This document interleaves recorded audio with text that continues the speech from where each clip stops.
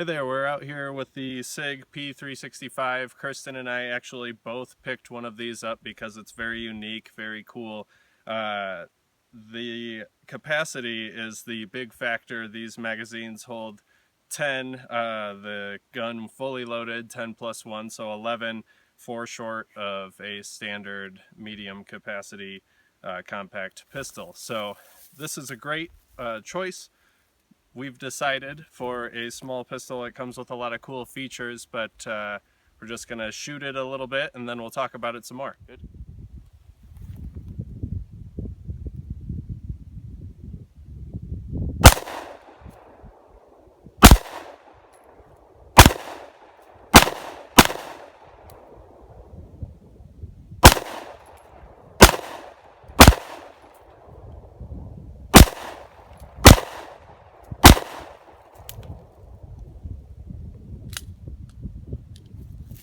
All right. So interesting thing, the slide did not lock back in the last round. I guess I have had failure to feed with bad ammunition in the past with this particular pistol. A lot of people talk about the issues that they've had with these, so I guess think about that when you're looking into these. This is a second generation. Both Kirsten and I have the second generation. You can see the X-ray night sights that come on it. That's very cool. I guess the point of the slide not locking back in the last round, at least I got all 11 downrange before the issue happened, and I would be able to assess that issue pretty quickly in an actual combat situation, I would hope. So not the end of the world for what you're shooting. It's pretty cool. If you want to come up here, I can show you where those hits landed. Okay, so I definitely didn't hit the center, and I winged a couple around there, but for what I'm shooting at about 10 yards, I think that's okay with this small of a pistol, you know. You're not usually going to be trying to snipe somebody with something like this. It is really for close quarters, and it disappears inside the waistband holster. Yeah, I think that's decent for what this SIG is. You saw the issue that I had, but really no complaints otherwise. I should mention that I didn't shoot at the target the whole time, so if you notice that there were missing shots at one point, one of the hits took the target right off of the log, so I shot at this thing a couple of times. There's a couple of holes in here, but that's just a $10 target off of Amazon, so pretty fun. Didn't bounce around like it says it would, but we'll shoot at it with something bigger, see what happens.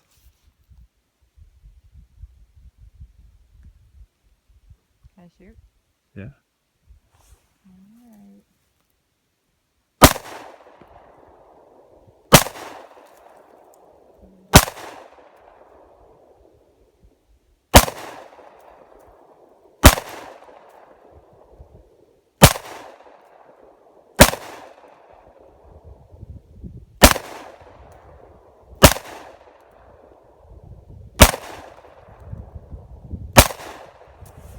Really bad.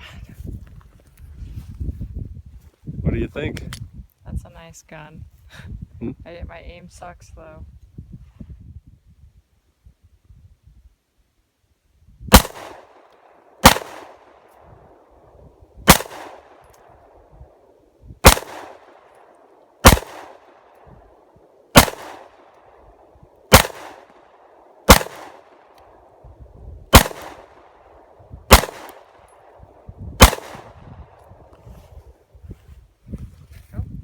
I think it emptied early. Boop. Anyways, I like this gun, the P365. Sorry. It's got a nice trigger pull. I think it's a little bit longer than my Glock, for example. Definitely a little bit hesitant when I was shooting it. Feel like there's a little bit of that, like kind of a lag on the trigger pull, which I don't particularly like. I like when you can just, and it shoots. But good gun overall. I really like the size of it. I think that's like the most important part. as a lady, I guess, I wear a lot of like tight fitting clothes, so it makes more sense to have like a smaller gun that can easily conceal in like a cardigan or something like that. Don't wear a lot of cardigans, but you get the idea. But yeah, this one fits like even in my jacket pocket, for example, super easy to conceal. I like that about it, the size. Not necessarily a huge fan of like the short, like the handle here. I just feel like I like having something that I can grip a little bit better for shooting, like the Glock. So I think concealing wise and feeling safe while I'm out and about, this is a good gun. The Sig P365 to just keep on you. But as far as like shooting and having fun with that, I'd definitely shoot the Glock. I think that one's a lot better. But yeah, this one's still fun to shoot. All right, so I just wanted to show you guys actually the trigger in action. I think it's pretty cool. Kirsten has a great time shooting her Glock 19. I think it's a lot more manageable for her, but I do like this Sig and my P320 for their trigger. So I'm gonna show you what I do like about it. It's a bit different than other guns that I have. So just so you see that we are empty here. And okay. So we see that it's a bit far forward. In a lot of pistols, semi-automatic pistols, you have to pull that trigger all the way to the rear. With this pistol in particular, it's pretty great. I'm gonna pull it from this side so you can see. So there's some definite take up here, some slack that you gotta pull out. And then from here, you hit the hard wall, and that's the trigger. So not a whole lot of movement. It's really from here to here. So you pull that slack out, and then you hit this wall, right there, that's the trigger movement. So here's what's pretty cool about it. That reset is very short as well. So we'll back it out a little bit. Click, snap.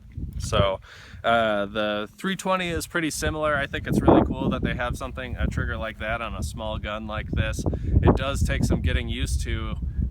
Every trigger really takes some getting used to, but that's one feature that I really do like about this gun.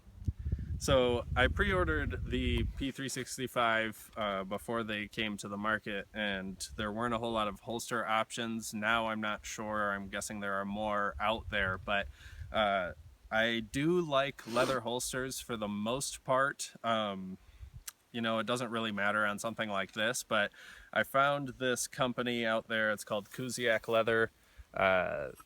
They're made in America. There's a short video on YouTube of them describing these, but very thin leather, very lightweight. The P365 just kind of sits in there, and that really just disappears inside the waistband. So this is a really good option. I think it was around $35 for the holster, leather holster. So just check them out if you're interested in a leather holster that's lightweight and concealable for your 365.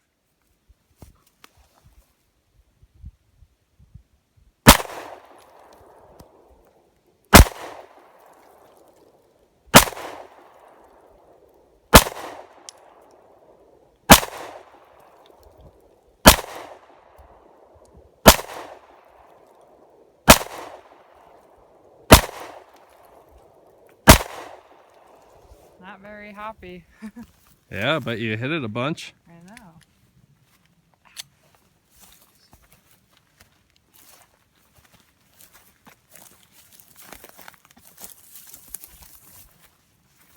I shall call this the cheese cube.